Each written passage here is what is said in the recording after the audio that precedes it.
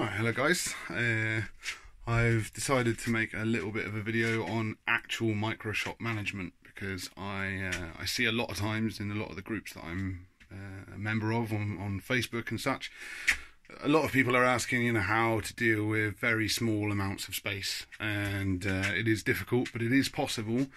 As I said before, I mean we're really looking at like 2 meters wide by about 3 meters long. It's really not much space. A lot of it is taken up by this racking. Another larger proportion of it is taken up by the lathe. And again, yeah, bathtub, random rubbish from the house. But I am going to get rid of some of this stuff. There's like a nice little enclave in there, which I might be able to either put up some new shelves or at least store the bathtub. But yeah, last time you saw here was an old busted microwave and a TV. I'm happy to announce that I've got rid of them and nothing happened so far. The workshop has not exploded or fallen down. I guess there's still time, but fingers crossed.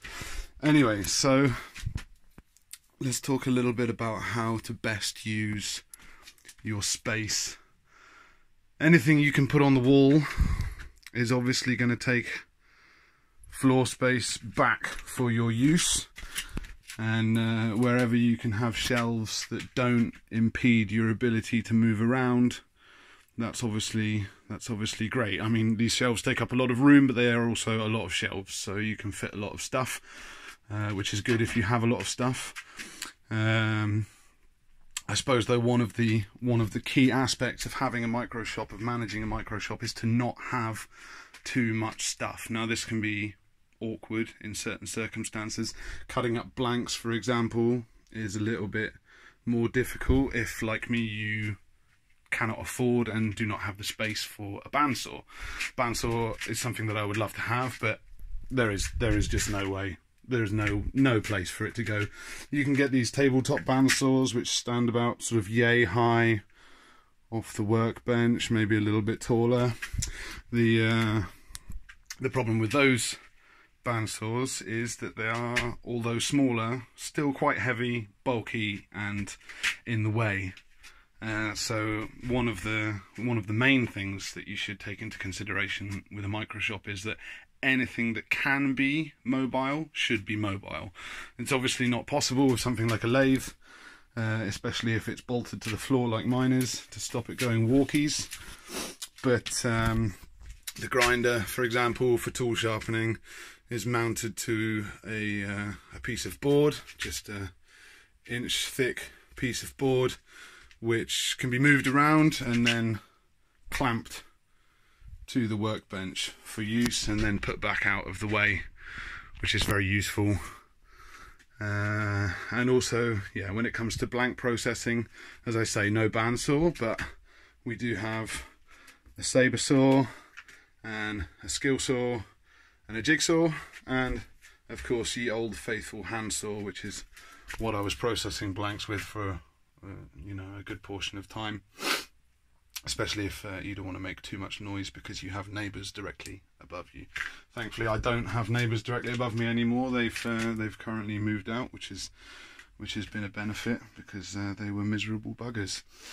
But yes, anything that can be mobile, boxes, grinders, other boxes of stuff, tools, if they can be mobile, the vacuum cleaner.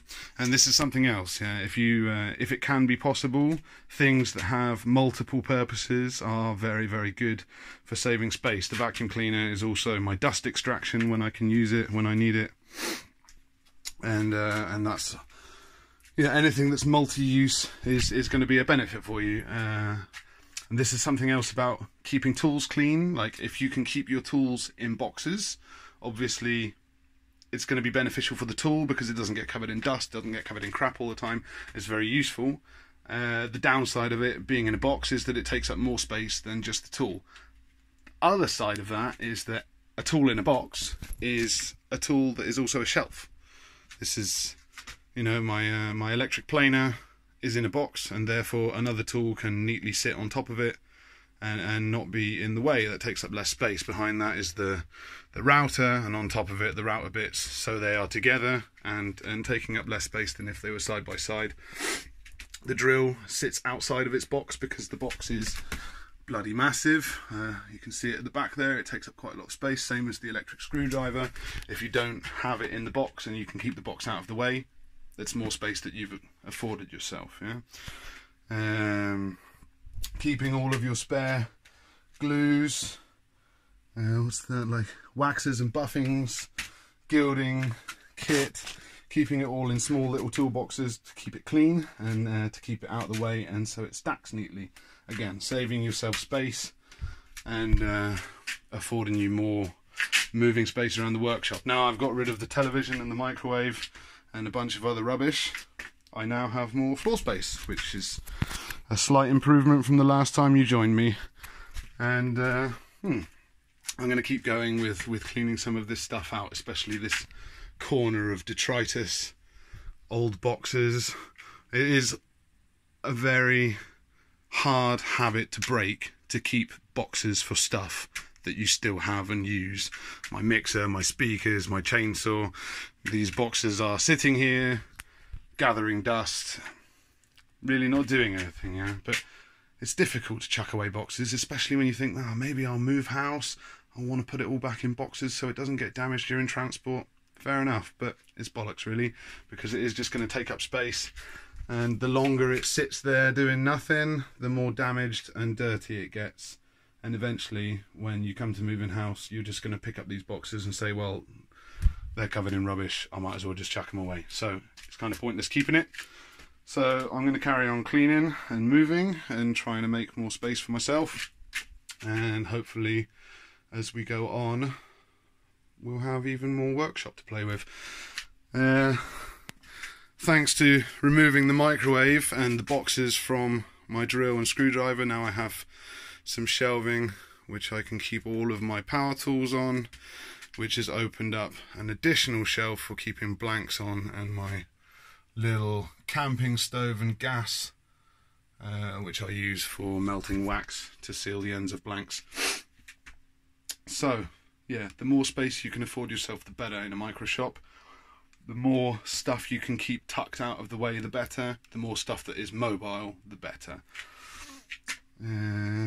Having dedicated space for things is a really, really nice thing to have, but in a Microshop you really can't afford that luxury. Keeping your tools flat against the wall on a board, keeping things mobile, these are things that you have to get used to doing if you want to have a Microshop. Otherwise it's working in the house, which does not go down well with the wife. And it doesn't really go down well with you when the kids find all of your tools and then you find all of your tools covered in kids. Yeah, so thanks again for joining me in the Wolfie's Den in the Microshop. We'll see you next time.